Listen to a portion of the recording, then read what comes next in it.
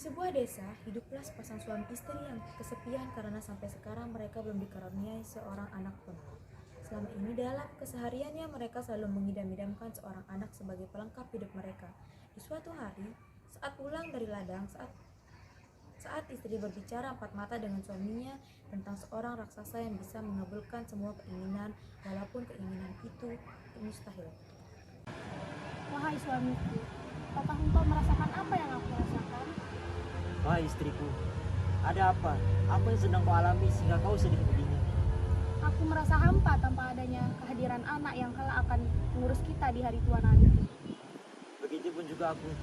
Aku juga merasa, aku juga ingin memiliki anak, tetapi sepertinya belum saatnya kita memiliki anak. Konon katanya di gua sana ada seorang raksasa yang bisa mengabulkan semua permintaan kita. Baiklah istriku, kalau itu mau kita akan coba besok.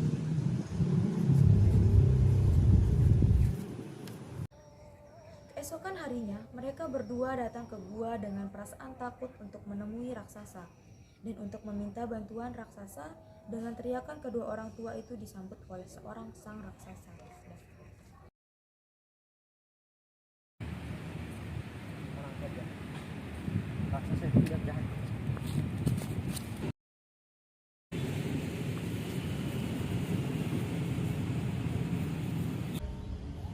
Hai orang tua, ada apa kau datang berdua sini dan menggangguku?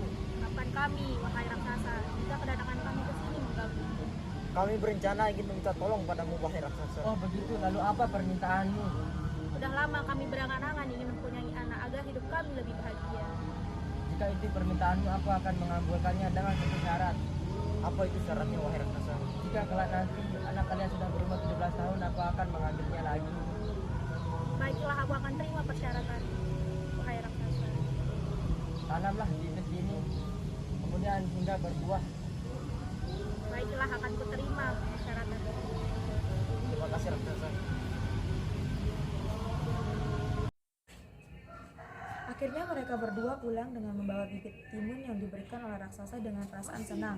Dan keesokan harinya mereka menanam bibit itu dan setiap harinya mereka menyirami dan memberi pupuk agar timun tersebut menjadi besar.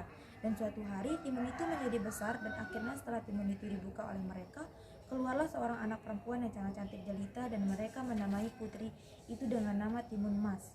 Waktu sudah berlalu dengan cepat. Pada saat itu Timun Mas sudah beranjak 17 tahun dan sang raksasa datang untuk menagih janji mereka.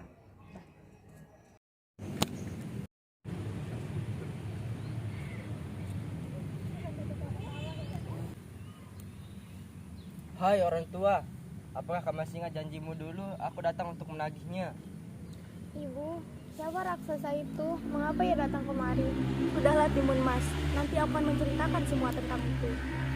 Jadi ini yang anak aku berikan dulu. Wahai raksasa, berikanlah kami waktu 1 hari lagi untuk kau mengambil anak kami. Jika itu mau kalian, besok aku datang dan mengambilnya.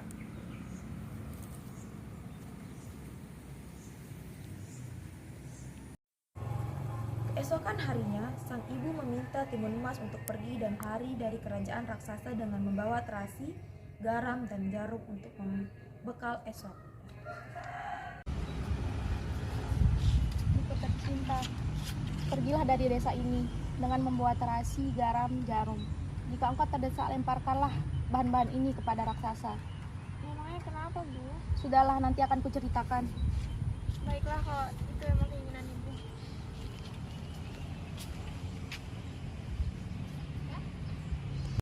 Akhirnya Timun Mas pergi dari desa meninggalkan ayah dan ibunya. Tidak lama kemudian raksasa datang dengan berteriak-teriak. Wahai orang tua, mana putrimu? Dia tidak ada di sini, wahai raksasa. Apa? Lalu kemana dia? Kami tidak tahu, raksasa.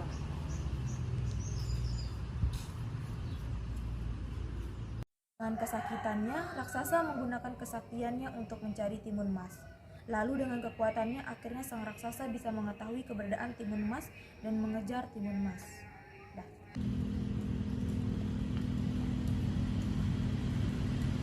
Kau kemana, Timun Mas? Kau akan menjadi milikku, kau tidak akan lolos. Sebenarnya apa maumu raksasa?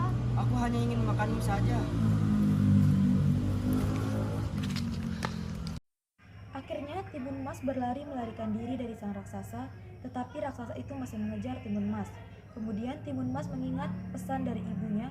Yang pertama, Timun Mas melemparkan garam kepada raksasa. Kemudian garam itu menjadi lautan yang dalam dan menyelamkan raksasa.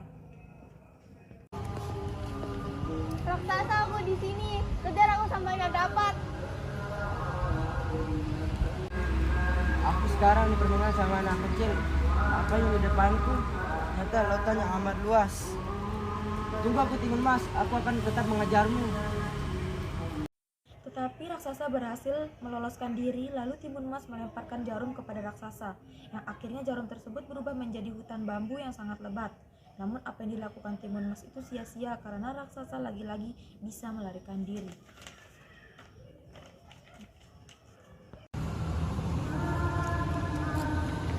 Akhirnya sudah mendekat. Sebaiknya aku melemparkan senjata keduaku. Ternyata jalan ini sudah menjadi hutan yang sangat lebat.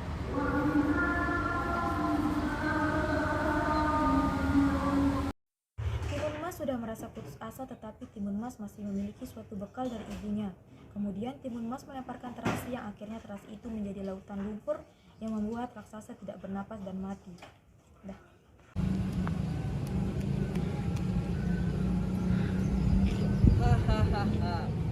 Ternyata kau lelet juga ya raksasa. Rasakan terasiku. Apa ini? Ternyata aku terjebak oleh lautan lumpur. Rasanya aku tidak sanggup melangkah lagi. Tolong aku! Habislah riwayatmu, raksasa yang rakus. Akhirnya Timun Mas bisa lolos dari raksasa dan hidup bahagia dengan ayah, ibu, dan